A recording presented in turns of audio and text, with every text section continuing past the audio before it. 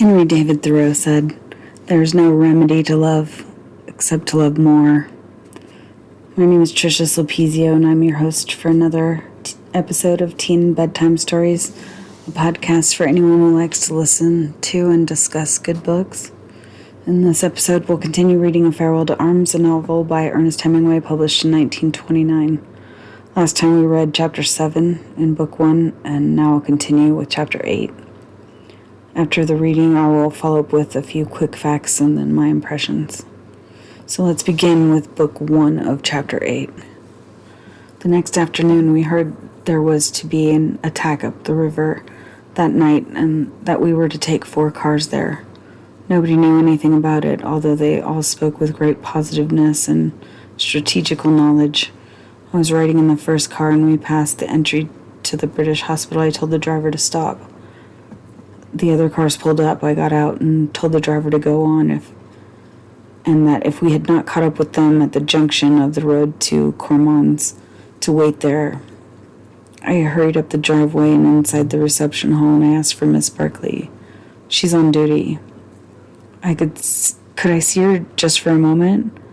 They sent an orderly to see and she came back with him. I stopped to ask if you were better. They told me you were on duty, so I asked to see you. I'm quite well, she said. I think the heat knocked me over yesterday. I have to go. I'll just step outside the door a minute. And you're all right? I asked outside. Yes, darling.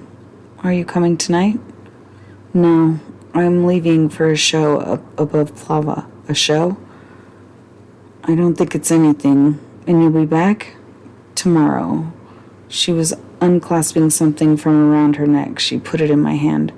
It's a St. Anthony, she said, and come tomorrow night. You're not a Catholic, are you? No. But they say St. Anthony's very useful. I'll take care of him for you. Goodbye. No, she said, not goodbye. All right. Be a good boy and be careful. No, you can't kiss me here. You can't. All right.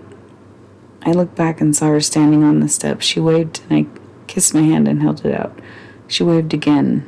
And then I was out of the driveway and climbing up into the seat of the ambulance, and we started. The St. Anthony was in a little white metal capsule. I opened the capsule and spilled him out onto my hand. St. Anthony? Asked the driver. Yes. I have one. His right hand left the wheel and unbuttoned and opened a button on his tunic and pulled it out from under his shirt. See? I put my St. Anthony back in the capsule, spilled the thin gold chain together, and put it all in my breast pocket. You don't wear him? No. It's better to wear him. That's what it's for. All right, I said. I undid the clasp of the gold chain and put it around my neck and clasped it. The saint hung down on the outside of my uniform, and I undid the throat of my tunic, unbuttoned the shirt collar, and dropped him in under the shirt. I felt him in his metal box against my chest while we drove. Then I forgot about him. After I was wounded, I never found him. Someone probably got him at one of the dressing stations. We drove fast when we were over the bridge, and soon we saw the dust of the other cars ahead down the road. The road curved, and we saw the 3 cars looking quite small, the dust rising from the wheels and going off through the trees. We caught them and passed them and turned off on a road that climbed up into the hills. Driving in a convoy is not unpleasant if you are in the first car. And I settled back in the seat and watched the country. We were in the foothills on the near side of the river, and as the road mounted, there were the high mountains off to the north with snow still on the tops. I looked back and saw the 3 cars all climbing, spaced by the interval of their dust. We passed a long column of loaded mules. The drivers walking along beside the mules were wearing red fezzes. They were Bersaglieri. Beyond the mule train, the road was empty and we climbed through the hills, and then down over the shoulder of a long hill into a river valley. There were trees along both sides of the road, and through the right line of trees I saw the river, The water clear, fast and shallow. The river was low, and there were stretches of sand and pebbles with a narrow channel of water, and sometimes the water spread like sheen over the pebbly bed. Close to the bank I saw deep pools, the water blue like the sky. I saw arched stone bridges over the river, where tracks turned off from the road, and we passed stone farmhouses with pear trees candelabraed against their south walls and low stone walls in the fields. The road went up the valley a long way, and then we turned off and commenced to climb into the hills again. The road climbed steeply, going up and back and forth through chestnut woods to level finally along the ridge. I could look down through the woods and see far below, with the sun on it, the line of the river that separated the two armies. We went along the rough new military road that followed the crest of the ridge, and I looked to the north at the two ranges of mountains, green and dark to the snow line, and then white and lovely in the sun. Then, as the road mounted along the ridge, I saw a third range of mountains, higher snow mountains that looked chalky white and furrowed with strange plains. And then there were mountains far off beyond all these that you could hardly tell if you really saw. Those were the Austrians' mountains, and we had nothing like them. Ahead there was a rounded turn-off in the road to the right, and looking down I could see the road dropping through the trees. There were troops on this road, and motor trucks and mules with mountain guns, and as we went down, keeping it to the side, I could see the river far below. The lines of ties and rails running along it, the old bridge where the railroad crossed to the other side, and across under a hill beyond the river, the broken houses of the little town that was to be taken. It was nearly dark when we came down and turned onto the main road that ran beside the river.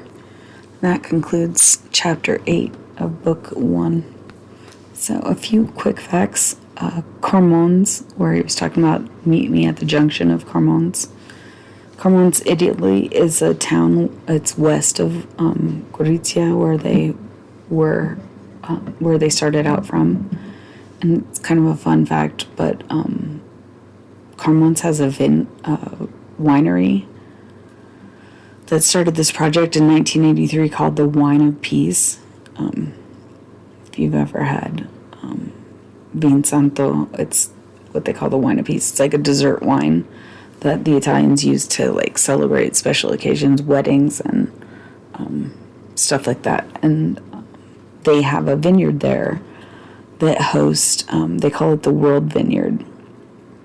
And they grow grapevines from over 800 countries to make their Vin Santo, which I think is kind of cool.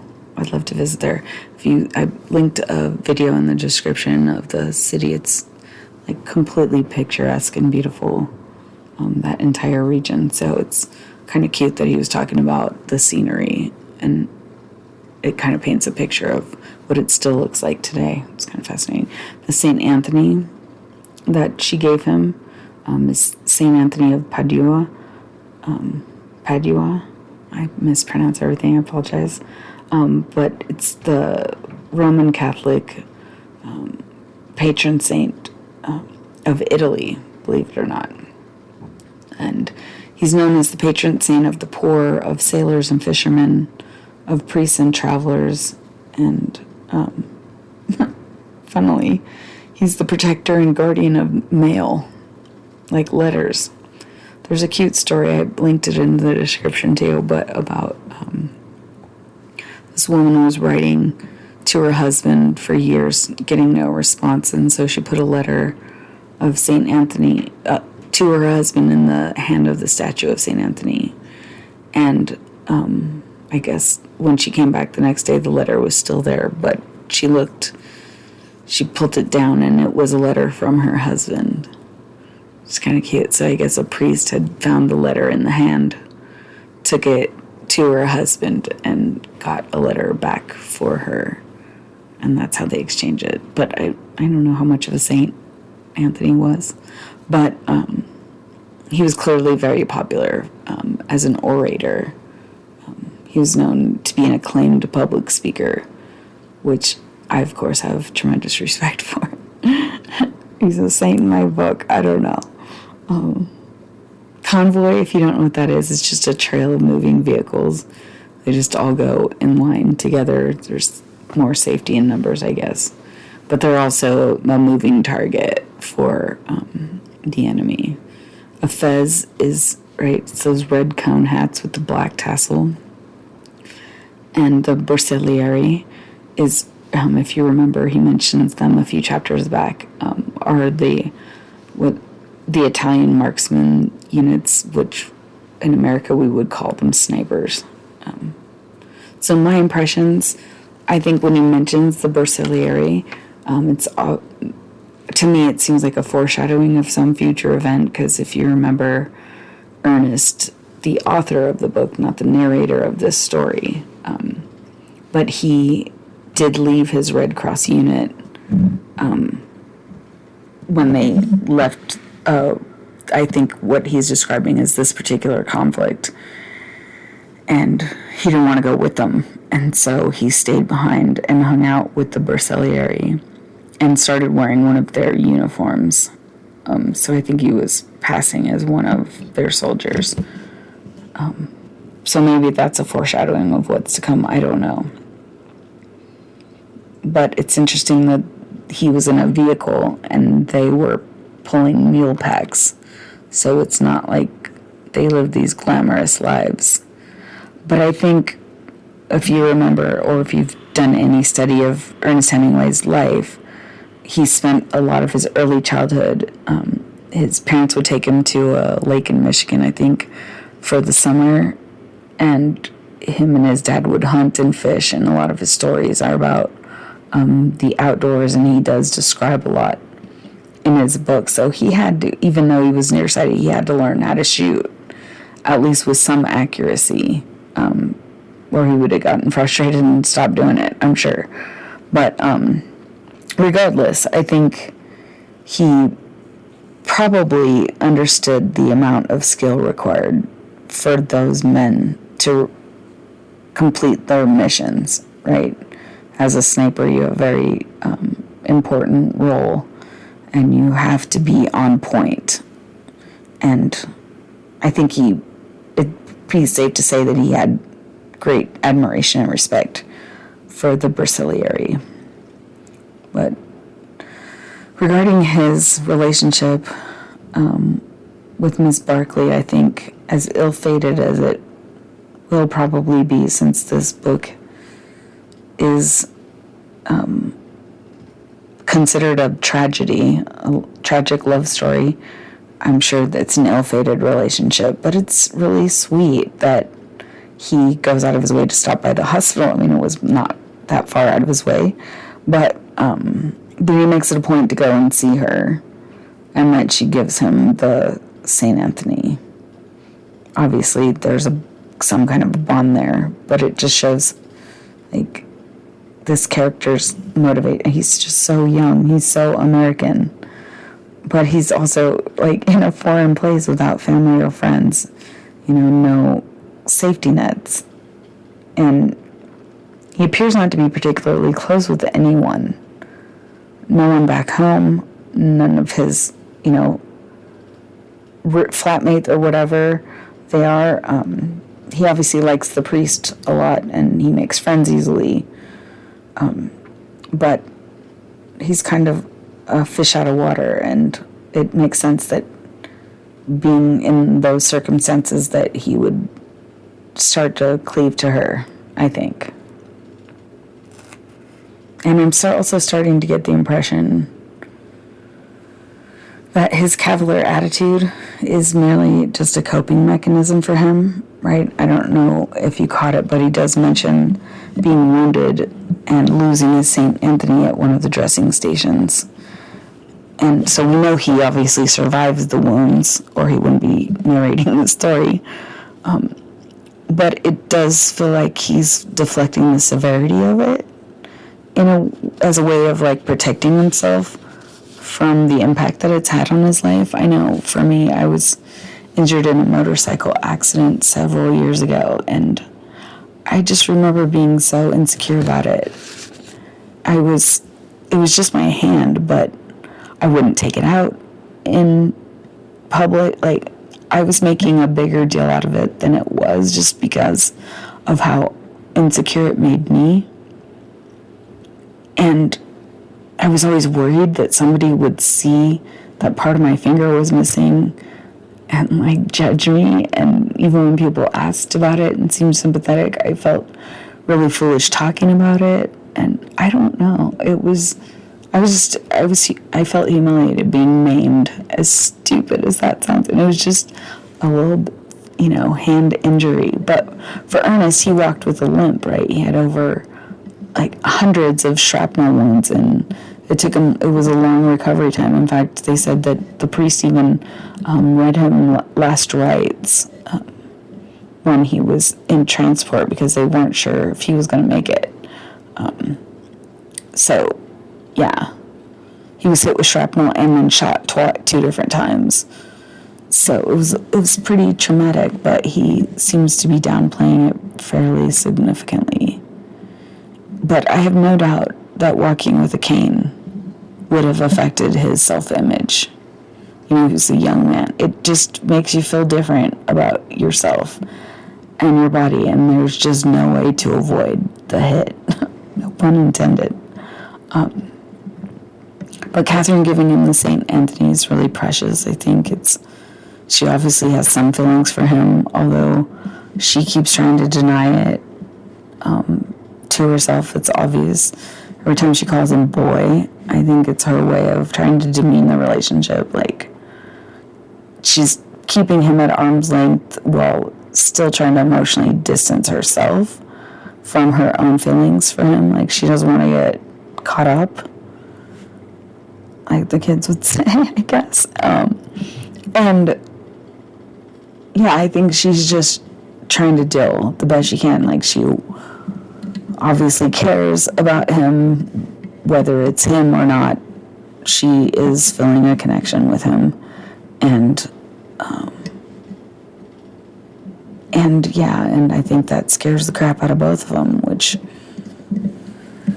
but at the same time, they can't help themselves because they're in a war situation, and it's fun being in love, I guess. I don't know. Somehow, I found myself rooting for them to make it out of this mess. I want to see them together and in love. And I know it's not going to work out, but I don't care.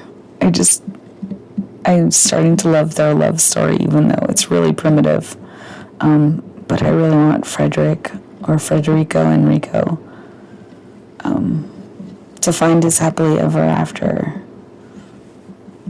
I don't know. I guess I'm a fool for romance. Anyway, that's all I have for chapter 8. In the next episode, I'll continue reading book 1, chapter 9 of A Farewell to Arms. Please join me again for more tea and bedtime stories. I look forward to talking to you soon. Thanks for listening.